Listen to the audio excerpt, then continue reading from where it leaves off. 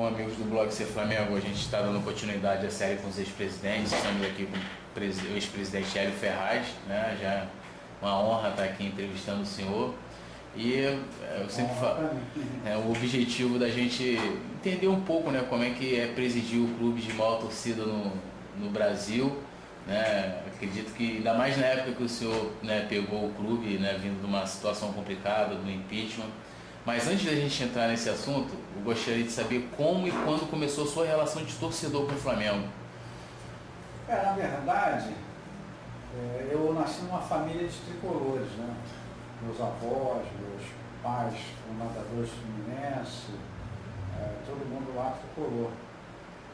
E meus pais tiveram 3 filhos. E acho que ser Flamengo foi a minha primeira manifestação de identidade, personalidade, porque eu afirmei ali uma... E de certa forma isso aconteceu, porque um se tornou botafoguense, o mais novo, e o outro América, o mais velho. Ninguém virou tricolor. Ninguém virou tricolor. Então acho que foi uma forma ali da garotada. E tinha um rapaz que trabalhava com meu avô, que ele me levava para assistir os jogos do Flamengo na geral, eu estava na Carcunda ali, era alta assim. E eu assisti o jogo ali na arquibancada com ele, aqueles índios ali de 52, 53, 54. Tanto que eu tenho às vezes mais facilidade para lembrar o time de 53, 54, 55 do que time recente. Alguns dos times recentes que a gente prefere esquecer. Agora, eu acho assim, a parte de se associar ao clube, eu acredito que tenha às vezes um motivo. Então, por que e quando que o senhor se associou ao clube de regatas do Na Flamengo? verdade, me tornei sócio, era a categoria aspirante, que é uma categoria que não tem mais, em 1954. Meu avô, Hélio, que ele chama de categoria, que era meu padrinho, né? Ele me levou para me filiar ao clube. Na época eu nadava, mas eu morava ali em Botafogo, na Rua Maitá, e estudava na cidade, que era São Bento. Então eu nadava no Guanabara, porque se eu chegasse para ir para a Gávea e voltar, eu não ia conseguir nadar. Mas aí entrei de sócio em 54. E como é que, assim, por que o senhor teve assim, interesse na política do Flamengo, e queria também que o senhor contasse pra gente um pouco da sua trajetória política até a chegada à presidência do clube?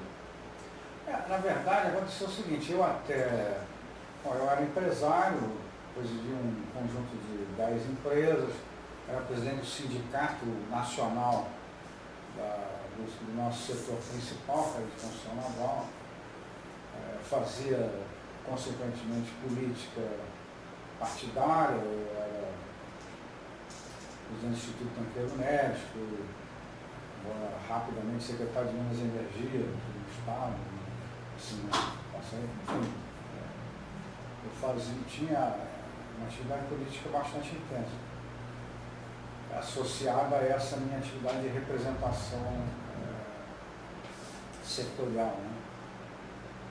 Bom, aí quando foi em 97, nós vendemos o conjunto empresarial. Bom, coincidiu que nessa época, ali em 98, eu passei a ficar, passei um tempo nos Estados Unidos, aí quando eu voltei, eu acho que foi em 99, né? Era presidente de Edmundo Santos Silva. E começou um movimento que era em torno do Rodrigo Bunch de Abrantes, que era o vice-presidente, mas que começou um movimento de oposição e de renovação de quadros. Então, eu passei a integrar esse grupo. várias pessoas que depois tinha o Radamés Latari, que foi meu vice-presidente na eleição de 2003, o Sérgio Veiga Brito, que foi depois presidente do Conselho Deliberativo, presidente da Assembleia Geral, o Júlio Alzuguir, que depois foi, quando eu me afastei da secretaria desse grupo, nós fundamos esse grupo chamado FAM, Flamengo até morrer. E tinha uma secretaria-geral e eu me tornei secretário-geral fui escolhido secretário-geral do movimento. E decidimos até naquela época, depois na eleição, na segunda eleição do Edmundo, nós organizamos para lançar uma chapa. E a chapa era Radamés Latari, presidente, Sérgio Veiga Brito para vice. Só que o Radamés Latari, na época, ele era o treinador da seleção brasileira de vôlei que foi para a Olimpíada.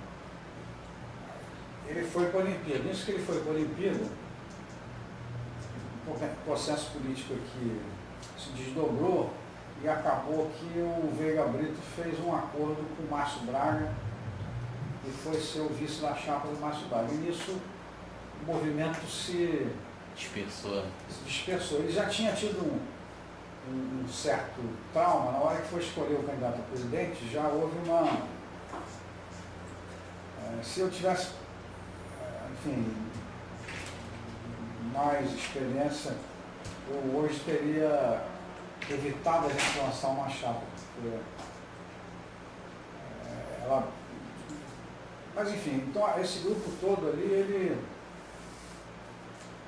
tinha o Eduardo Moraes, meu genro, tinha, poxa, tanta gente. Mas isso tudo em torno dos problemas que estavam surgindo na época com... estou contando a formação do grupo, depois eu vou te dizer o pano de fundo. Ó, aí por trás daquilo já existia uma questão, estava vendo naquele momento, vamos dizer assim, o futebol brasileiro estava se capacitando dessa transição do futebol, vamos dizer assim, amador, enquanto atividade, para o futebol negócio, futebol business, futebol como negócio. E constituído que nesse momento estava chegando ao Brasil a ISL, a Hicks News, então vários clubes fizeram acordos, né? E naquele momento a ideologia que estava por trás disso era que esses clubes alienavam a uma entidade como essa. O Vasco fez um acordo com o Bank of America, enfim. E no Flamengo tinha feito um acordo com a ISL. Eu me recordo perfeitamente que o orçamento do Flamengo naquela época andava na faixa de entre 90 e 100 milhões. E a ISL respondia, ela dava ao Flamengo tipo uma mesada de 66 milhões. Em contrapartida, ela ficava com todas as propriedades de marketing, venda de camisa, enfim, ela cuidava da formação dessas receitas. Eu tenho bastante clareza disso, porque quando eu entrei no 15 de outubro de 2002, no final do ano, o orçamento de 2003 era de 42 milhões, porque a ISL tinha quebrado em 2001, 2002 foi o primeiro ano que ainda teve 2001 para 2002 ainda teve alguma receita da ISL. Só que quando eu entrei desses 42 milhões, que a receita tinha caído em 2002, eles também tiveram que em 2002 alavancar a receita. Então eu tinha que administrar o lucro com cerca de 20 milhões. Isso numa temporada inteira. Uma temporada inteira. Só de serviço de dívida, de penhores, não sei o quê, tinha muito mais do que isso. Hoje eu fico pensando, eu vejo o clube aí faturando 250 milhões, eu não sei como é que foi possível. Mas era um inferno, por exemplo, hoje cortava a luz, amanhã cortava o telefone, no outro dia. Era, por exemplo, a gente pagava salário assim, pagava salários até R$500. depois de 500 a 1000. Porque à medida que entrava algum dinheirinho, a gente ia fazendo aquela... Era uma loucura total. Aí, né, a gente foi renegociar o contrato da Mike, que era fornecedor de material esportivo, enfim, várias renegociações aí, repactuar passivo. Foi realmente uma experiência muito louca. E como é que, assim, o que te... Bom, eu vou sair um pouco, mas enfim, mas uma coisa puxa a outra. Mas assim, o que te motivou, né? Eu lembro assim, na época, acho que foi a primeira vez que eu tive um interesse, como torcedor, um interesse político. Porque o Flamengo estava numa... É até meio triste lembrar a época e tal. E o que te motivou a querer assumir o clube, a montar uma chapa? E como que é pegar um clube? Eu vou te contar, tá bom? Eu vou te fazer um comentário. Eu uso uma frase que acho muito importante. Né, o sucesso ou o fracasso administrativo acabam chegando no campo, para o bem ou para o mal, mais cedo ou mais tarde, mas chega, entendeu? Às vezes você toma uma série de providências, como está acontecendo agora, administrativas, saudáveis, elas vão chegar no campo, mas às vezes, mas não é uma coisa necessariamente imediata, às vezes até a sorte ajuda e é melhor, mas não é isso que eu estou dizendo. A médio prazo, todas, entendeu? Mais cedo ou mais tarde chega no campo, para o bem ou para o mal. Se você faz besteira, acaba chegando no campo também. Às vezes não chega na mesma hora, mas acaba chegando. E quando se acerta também acaba chegando no campo. Então eu tinha essa perspectiva. A segunda perspectiva que eu tinha, e nessa época eu cheguei fazendo, eu achava, eu era contrário a esse movimento de você aliar a um terceiro. Eu na época defendi que o Flamengo devia fazer uma... eu até tinha um projeto, Urubu em Nova York. Eu achava que o Flamengo devia lançar suas ações na Bolsa de Nova York, naquele momento. Quer dizer, se preparar para fazer isso, fazer um IPO. Eu cheguei a escrever uns artigos e tal, eu estava muito sensibilizado por isso. Mas eu não estava pensando em ser presidente do Flamengo, a despeito de que quando eu era garoto, assim, meus ídolos que eram o Evaristo, o Dida, enfim, o Dr. Rubens, aquela turma, Dequinha, Pavão, eu não queria nem ser o Dida, não queria ser o Evaristo. O meu ídolo, assim, que eu tinha como referência, que eu gostaria de ser, parece que era uma intuição, era o Gilberto Cardoso, pai. Era a minha referência. Eu pensava em ser o Gilberto Cardoso um dia, mas essa ideia de criança, ela ficou submersa ali na minha vida, eu não retomei mais ela. Aí o que aconteceu? Eu sempre fui um cara político, eu fiz política desde estudante, sempre fiz política. Então, logo que eu fiquei com disponibilidade, passei a me dedicar à vida política do Flamengo, mas não pensando em ser presidente. Bom, aí houve a questão do impeachment do Edmundo. Eu participei do movimento pró-impeachment. E esse movimento tinha 3 vertentes. Era um grupo que era liderado pelo Dr. Roberto Abranches, um grupo que era liderado pelo Márcio Braga e um grupo que era liderado pelo Kleber Leite. E eu, pela amizade longa que tenho com o Márcio e tal, tinha dissolvido um grupo fã, eu fazia parte do grupo do Márcio. Embora eu sempre tenha sido um cara assim, soft na forma de atuar naquela situação toda, a despeito da dificuldade que o Flamengo vivia. Bom, aí houve um impeachment, aí vem a questão da candidatura, que sempre é o que gera dificuldade. Aí o grupo do Márcio Braga lançou ele, e os outros 2 grupos lançaram o Radamés. Bom, ficou aquele impasse e não consegui achar uma solução. Eu estou no carro, indo para a cidade, me liga o Kleber. Aí, tal, aquele jeito dele. eu preciso falar uma coisa com você, estou precisando de você. Eu digo, não, é claro, o que é? Olha, é o seguinte, eu preciso que você seja o candidato a presidente. O quê? Não preciso que você fosse candidato, não sei o quê, porque está esse impasse. Eu acho que se escolhêssemos o seu nome, nós aceitaríamos e eu, o Roberto, aceitaríamos, o meu grupo do Roberto aceitaria, e o Márcio também aceitaria, porque você é do grupo dele e tal, você é uma pessoa nova na política do clube e tal.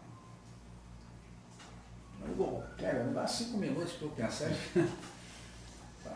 Aí eu parei o carro, disse, olha, faz o seguinte, se o Márcio me ligar e me pedir para eu aceitar, eu aceito. Estou na chuva para me molhar. Assim foi. Aí eu, na parte da tarde, o Márcio me ligou, disse, Elinho, o cara me falou, não sei o quê. Então tá bom. E assim surgiu a possibilidade da candidatura. E convidei o Radamés para ser o vice da chapa. Com isso, atendi os 2 grupos e tal.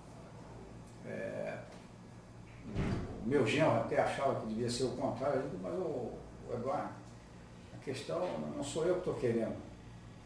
Essa é uma saída política de um impasse. Eles pediram para eu ser uma alternativa, porque eu sou do grupo do Márcio, tal. Bom, acabou aqui. Ficou desse jeito e fomos para a eleição. E assim, o senhor, claro, foi eleito. E qual o lado negativo e positivo de ser presidente do Flamengo? Olha, o lado positivo, assim, o maior de todos, é que você passa, digamos assim, a ter uma identificação, não só para você, mas para o conjunto das pessoas, com a sua grande paixão, entendeu? É maravilhoso você passar em algum lugar e a pessoa olhar para você e pensar no Flamengo. Essa é a coisa mais associação com gratificante para quem tem esse tipo de paixão. Né? Com uma pessoa que você às vezes não conhece, você diz, pergunta do Flamengo, isso dá aquele friozinho, Então eu acho que agora, o mais oneroso é que aquilo é uma cadeira elétrica, né? E imagina naquele período que eu peguei ali, tanta dificuldade, num momento político difícil. E o futebol nessa crise aguda, porque eu tenho esse ponto de vista. Os clubes que tinham mais sucesso no modelo antigo, quer dizer, do futebol, sem ser um negócio, são os clubes do Rio, os grandes clubes do Rio. E por isso mesmo eles são os que tiveram uma dificuldade maior de se adaptar com um novo modelo.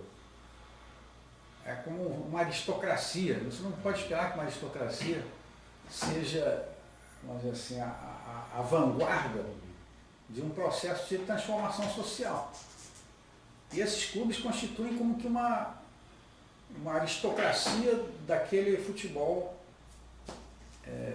de vínculo sanguíneo, vamos chamar assim, em que, digamos, os valores não eram pragmáticos como o futebol que se converteu hoje, assim, como o maior insumo da mídia no mundo, e, enfim, um dos grandes negócios do mundo hoje o esporte e o futebol em especial. Né? Assim, você não acha que muito dessa dificuldade, talvez, de sair do modelo amador, passar para um modelo mais profissional, não se passa muito pela... Não vou generalizar, dizer que só dos conselheiros, mas da maioria dali que estão envolvidos na política do clube, não só os que talvez do Flamengo, mas o senhor deve ter mais conhecimento, dos outros clubes também, de que se deva talvez, vamos dizer assim, expandir, né, o clube para novas vertentes, né? Eu acho que o que passa, eu até discuti muito isso, né, durante a eleição do Flamengo, é que parece que tem os conselheiros, vamos dizer assim, os sócios, são tudo retrógrados, né? O pessoal não tem um grupo puxando para frente e parece que tem um outro puxando para trás. Mas é isso que eu estava tentando explicar. Esse conservadorismo, ele tem um dos problemas do futebol é que você tende no futebol a transformar todas as discussões em discussões maniqueístas, ou seja, conflitos entre o bem e o mal. Eu não acredito em discussões maniqueístas quando você envolve relações humanas, porque os seres humanos nunca são totalmente maus nem totalmente bons. O que há são, o que acho que releva você discutir, é compreender por que aquele fenômeno se dá daquela forma. E ele tem razões históricas, econômicas, sociais, políticas, culturais que levam a um determinado tipo de... Bom, então aquilo que eu falei anteriormente, quer dizer, eu acho que esse conservadorismo é próprio de um segmento aristocrático, entendeu? Eu estou fazendo essa metáfora, essa relação como uma aristocracia do futebol.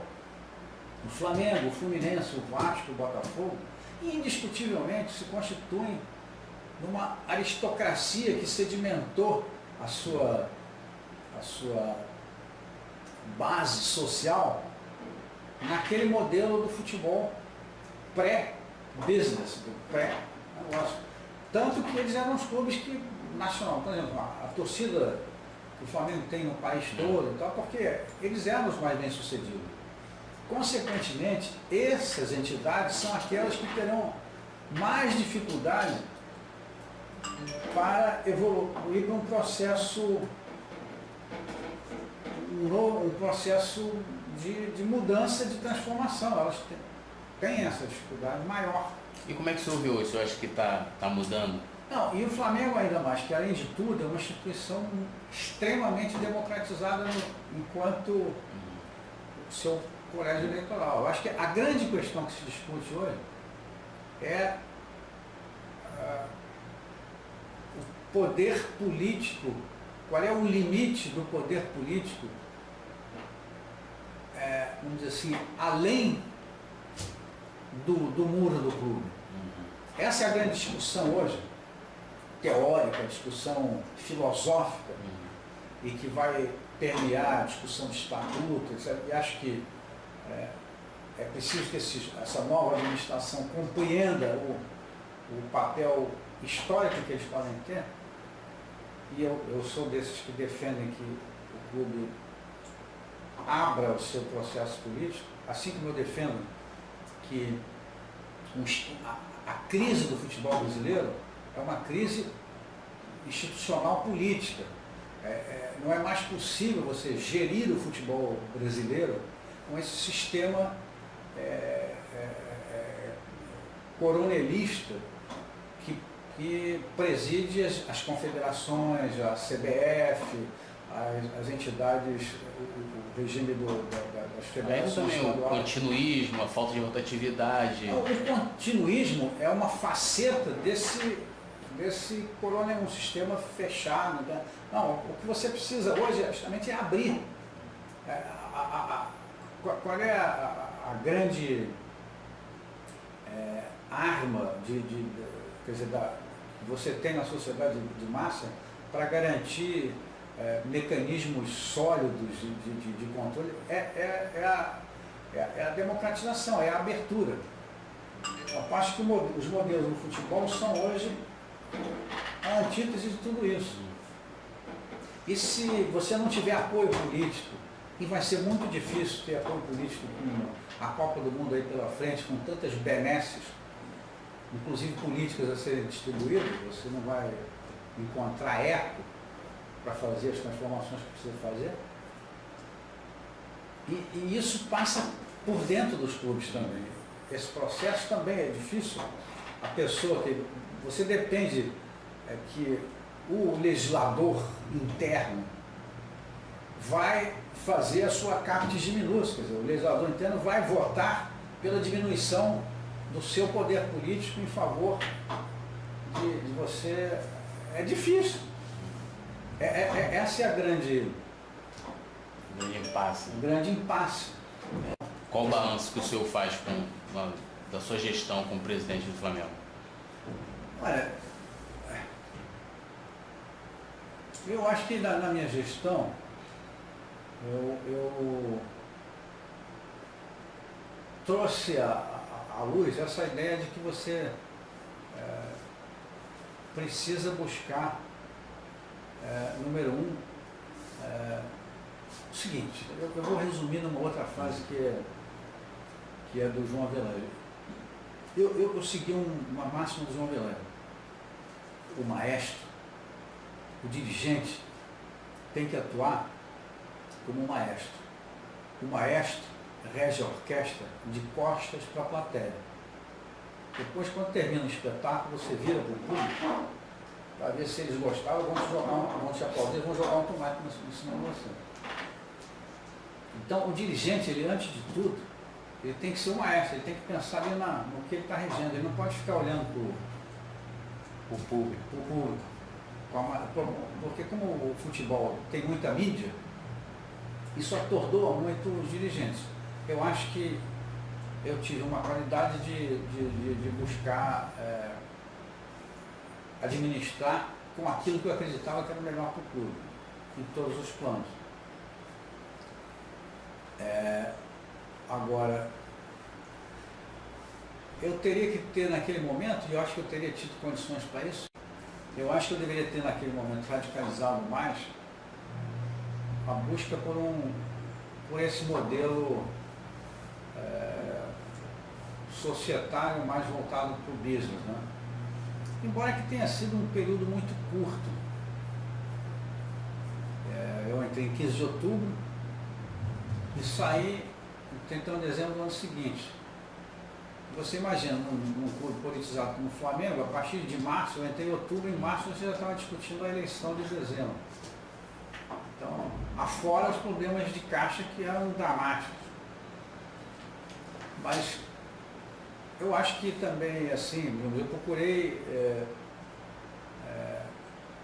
evitar que o clube radicalizasse a sua dissensão interna. Eu acho que trabalhei para construir uma harmonia entre as diversas correntes ali e tudo.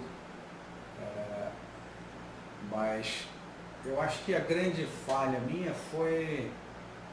Bom, a dificuldade é que, digamos assim, eu não conhecia bem a engrenagem do clube, nem a do futebol, porque eu era um torcedor, um cara que estava há 2 ou 3 anos participando da política. Participando ali, não só da política, mas entendendo a gramática daquele processo. Por exemplo, eu acho que nessa eleição que nós elegemos a Patrícia, eu ia ser candidato, mas depois tive um problema familiar e me impediu de ser candidato.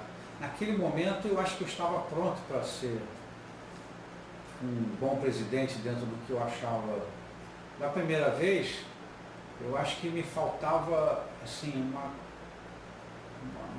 compreensão verdadeiramente do que... Hoje eu tenho ideias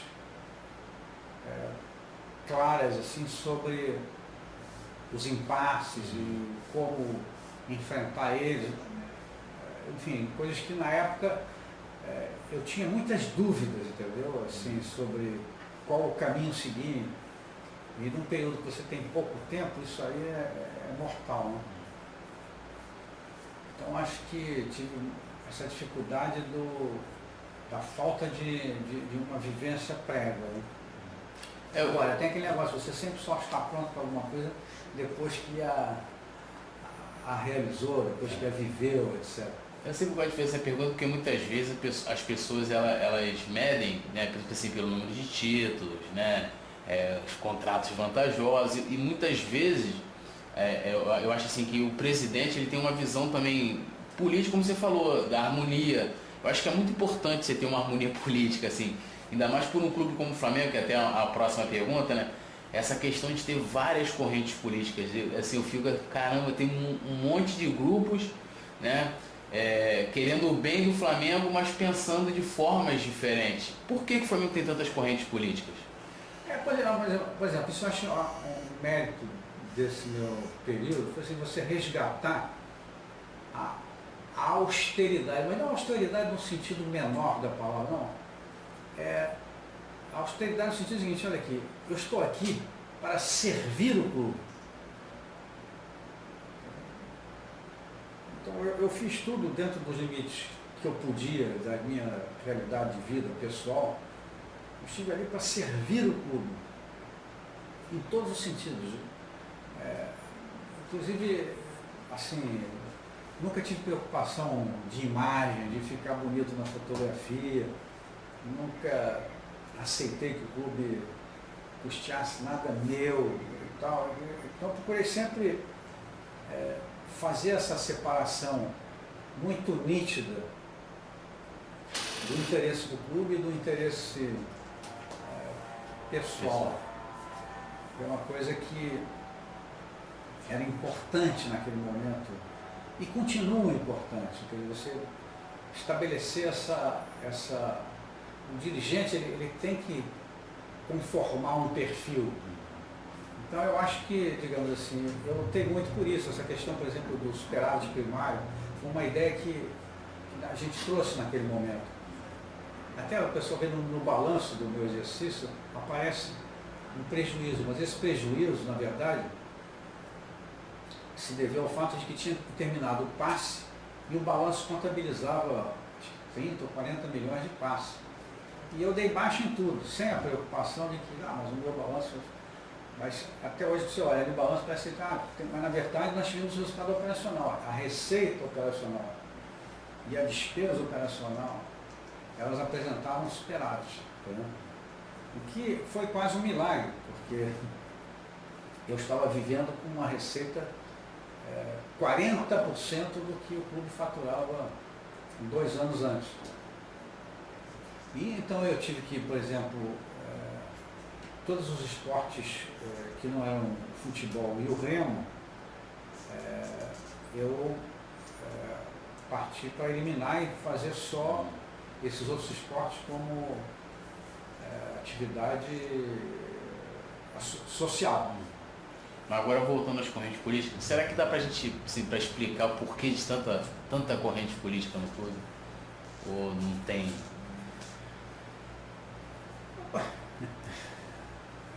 Eu acho que isso é próprio da democracia, né? O clube é muito democratizado. Então, essas coisas, mas elas tendem a se agrupar. Você vê que no final, o processo eleitoral desemboca em 2, 3 candidatos. No fundo, porque são um grupo que tem mais ligado ao remo, o outro é mais ligado ao futebol, o outro é mais ligado ao tênis. Então a composição do quadro, ela espelha interesses, motivações e perspectivas mesmo. Tem muito, por exemplo, tem um segmento lá muito de juristas, pessoas que vêm do ramo do direito. Essa pessoa, ela tem um olhar. Alguns são empresários, outros são... Tudo isso vai moldando a visão de mundo e de clube de cada um desses grupos. Isso é saudável, mas eles tendem a se... Eu acho que o problema não é o fato de ter muitas correntes. O problema é o fosso, entendeu? Digamos assim, a luta não pode ser uma luta fratricida. A disputa tem que ser uma disputa no plano das ideias, da discussão, do debate das coisas. Eu, pelo menos, tenho procurado sempre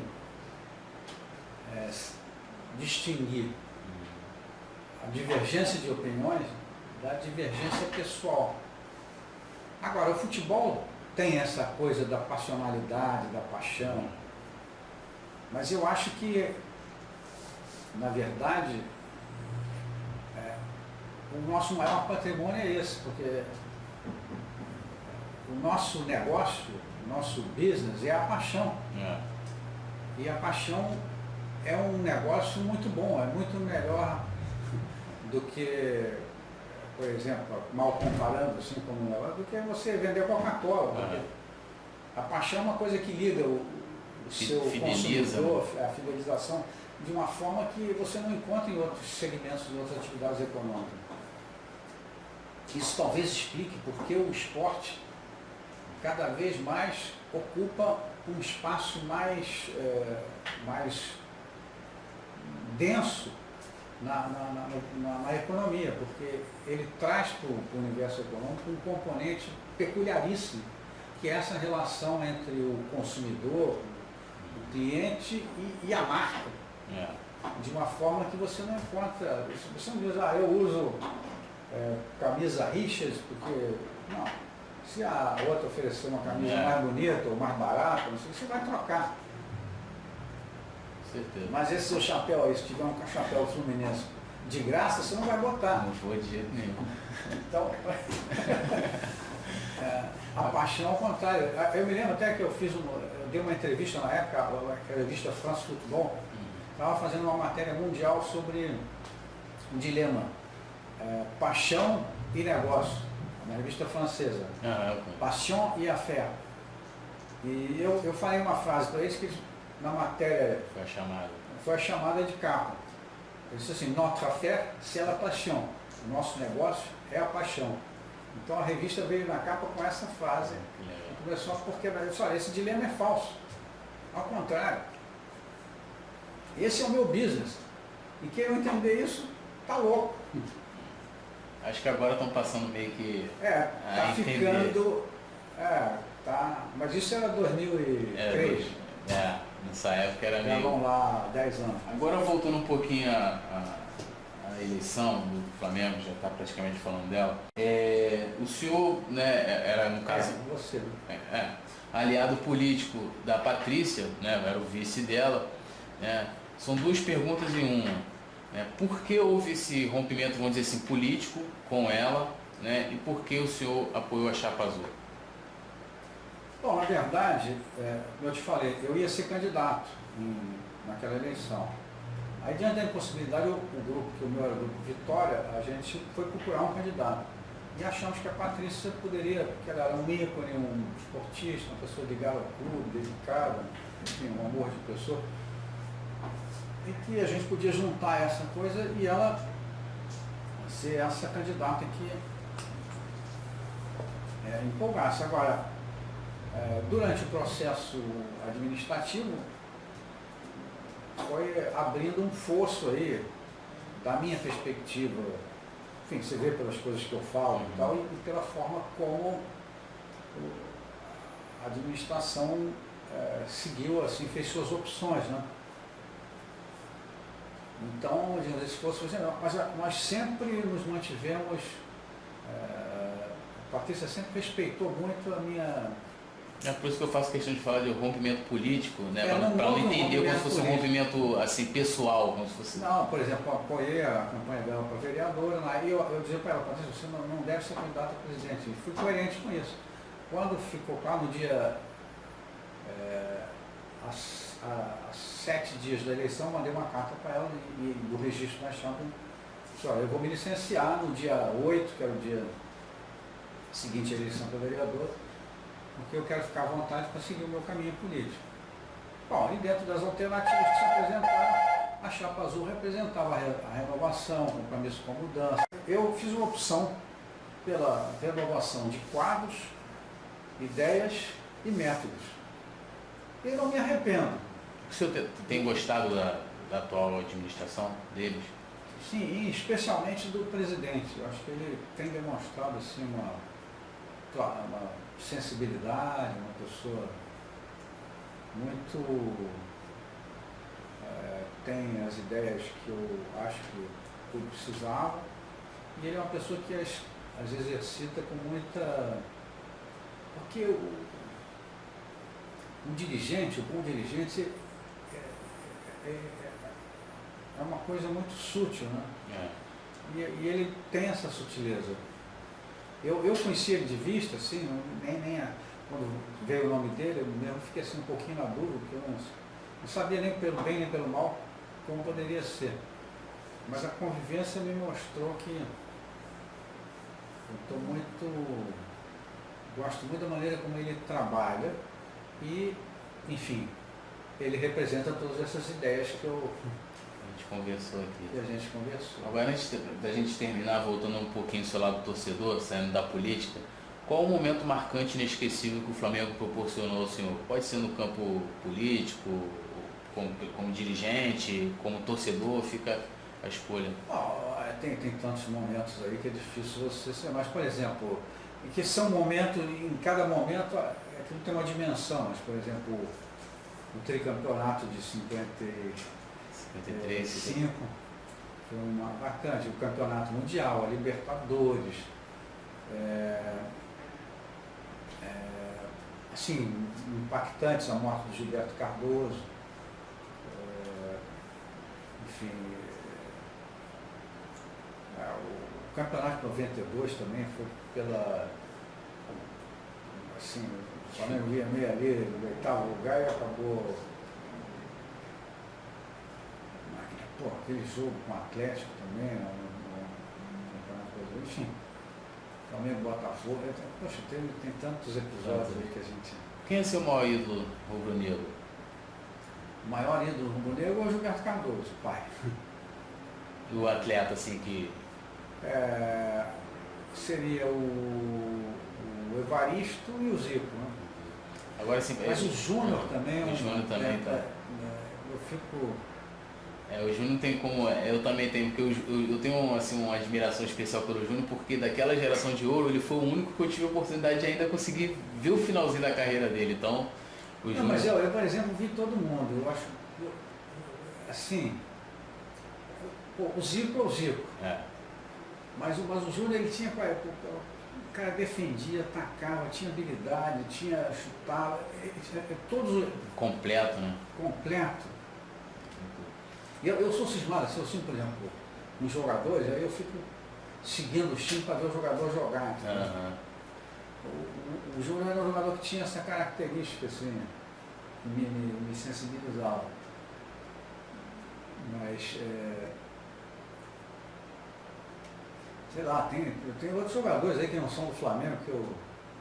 Ainda agora mesmo, eu sou doido com esse Fred do Fluminense, esse Ganso do São Paulo, esse Bernardo do Atlético Mineiro. Aí eu fico na televisão, eu fico atrás desses jogadores que eu gosto de ver jogar, entendeu? Agora sim. Mas eu fiz a opção de ver o Ganso e o Bernardo. E o Bernardo. Não deu muita sorte o Ganso, não. Assim, eu gosto de terminar a entrevista deixando que o entrevistado dê um recado para a nação rubro-negra.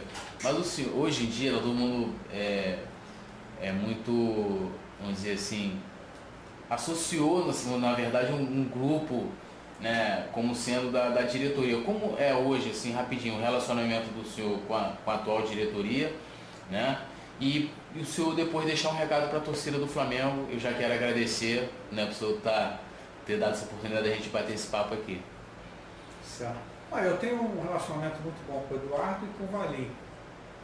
Sempre falo com eles, sempre assim, com eles com maior atenção, tudo. Agora, o recado para a nação é esse. O sucesso e o fracasso administrativo acabam chegando no campo, para o bem ou para o mal, mais cedo ou mais tarde. Vamos fazer a nossa parte.